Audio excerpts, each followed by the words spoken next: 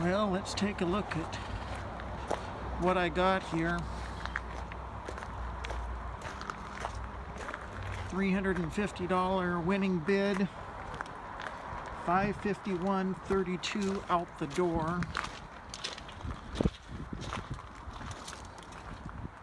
'99 Ford Explorer. Now, I did not really preview this, so it could be a hunk of junk, but we'll find out here. Okay, we got 179,000 miles on it. Let's see if she runs.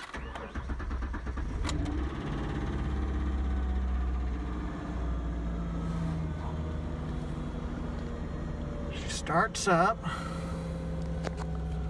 Battery light is on.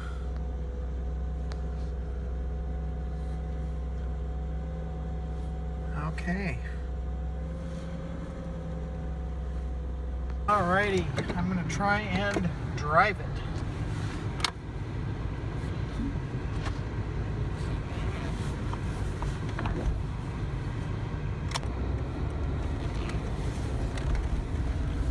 Okay, here we go. Okay, shifted through second gear. It's always a good sign.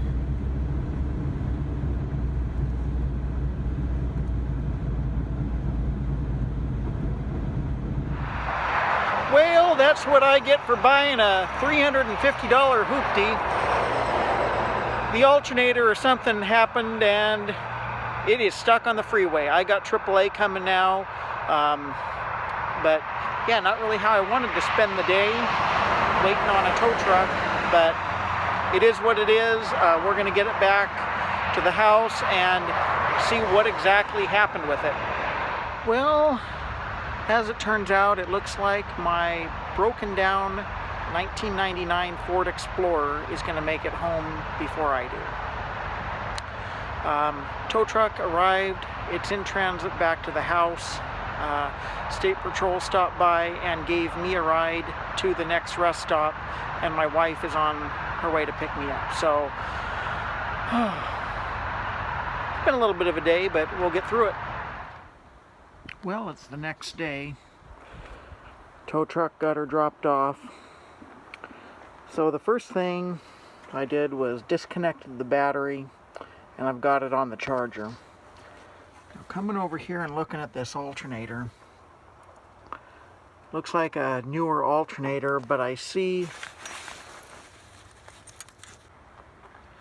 Okay, so I took off the positive connector, cleaned that, got that bracket hooked back up, started it up, still had the battery light on, so I checked it with my multimeter and it looks like the alternator is putting out 1 volt.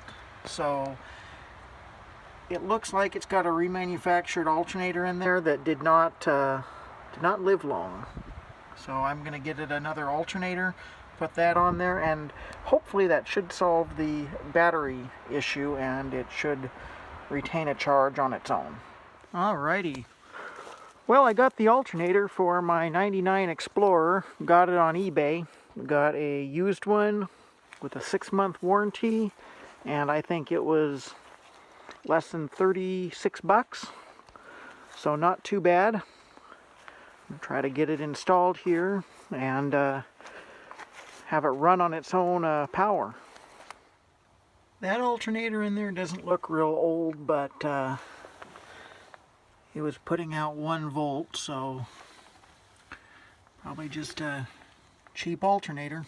So we'll get her switched out and hopefully no more battery life. Alrighty, we got our new used alternator in.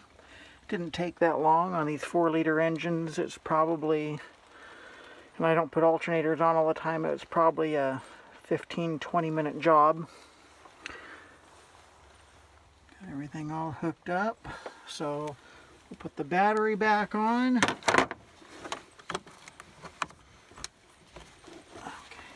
And see what we got.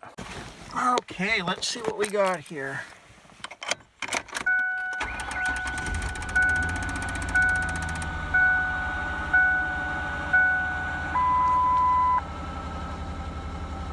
Still have a battery light, huh?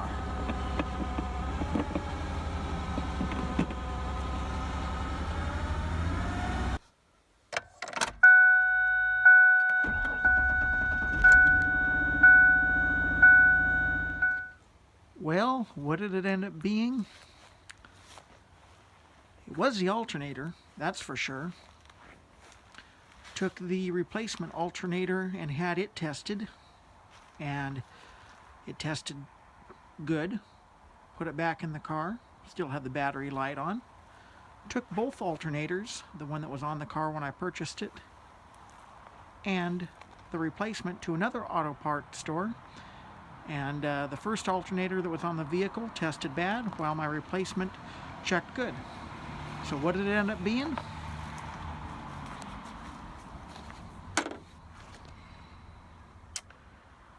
Yep.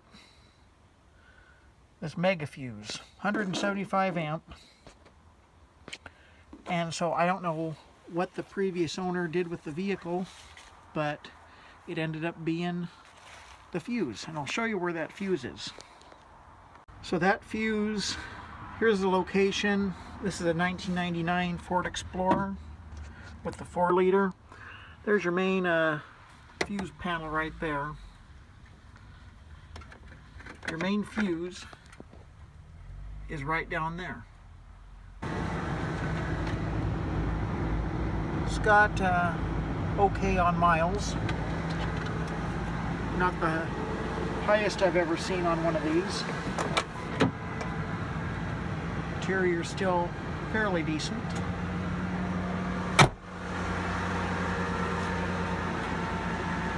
I did a oil change and coolant flush on it.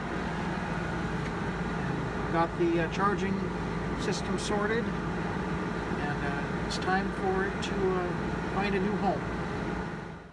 Immediately after I bought this car, I put gas in it, took it to an auto parts store to have the alternator checked, because I know darn good and well what a battery light on the dash means. It means there's a problem with the charging system. And I was told that my alternator was good and that my battery just had low voltage and it would charge up on the way home. Well, looking back, I'm guessing that my alternator was not correctly tested, because it was definitely bad, and there is no way that I would have driven a car with a known bad alternator home. I would have bought an alternator there at the auto parts store, put it in, and got it sorted out, traced down the fuse, done all that in the parking lot before I even attempted to drive it home.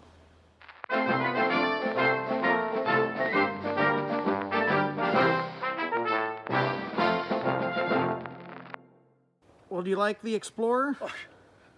Hey, do I like the Explorer? Is there anything else around here? Look at this. You know, like, look at this. It looks like a new one. Sounds like a new one. I've got no complaints at all. Now This took me up in December, took me back and forth in the snow, freezing. What happens? Takes me up to the door every time. Now you've been using this instead of your truck, right? I have. Because I did take the truck out one time and it flunked. The truck flunked? The truck flunked, and this one surpassed the truck in that snow. Did you put, what, 500 miles on this? About 500 miles up and down the road, yeah. Go out, take it out coon hunting at night. And besides that, I mean, yeah, I highly recommend one of these. Guess what, you got one, you buy one once, that's it.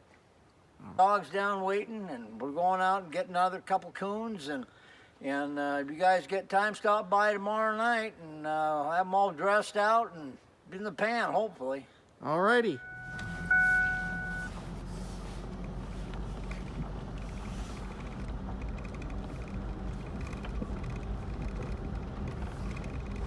And recording 1986 at Sweet Basil in New York City. Music on Z89.5. Griffin and Lola. Piece of me. Seattle's home for dance. No complaints. Good.